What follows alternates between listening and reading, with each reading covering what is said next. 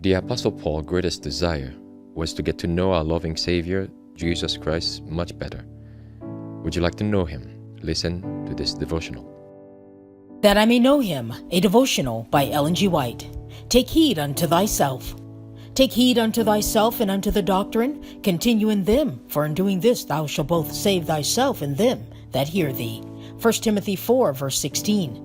Some seem to think that there is a certain amount of virtue in expressing their dissatisfaction in whatever is being done by others. There was Judas. Christ permitted him to be a member of the church, notwithstanding his covetous, avaricious character. He had some traits that might have been used to the glory of God, but he did not try to overcome the defects in his character. Christ bore with him long and patiently. He had the same lessons set before him that were given to the other apostles, which would have set him right had he made a right use of them. But he did not sustain a right relation to heaven. Christ knew his true condition and gave him an opportunity.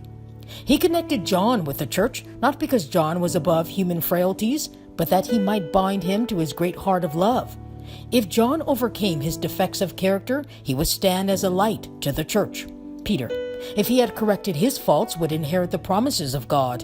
And Jesus said to him, after his resurrection, notwithstanding that he had but a few days before denied him, "Feed my sheep and feed my lambs."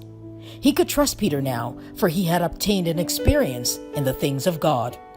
John was constantly learning to copy the life of Jesus. He was learning in Christ's school.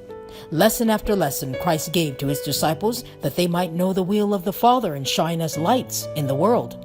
John and Peter were men whom God could trust, but Judas was not. They had received and heeded the lessons and gained the victory, but Judas had failed at every trial. He saw his faults, but instead of correcting them, revenged himself by picking flaws in others around him.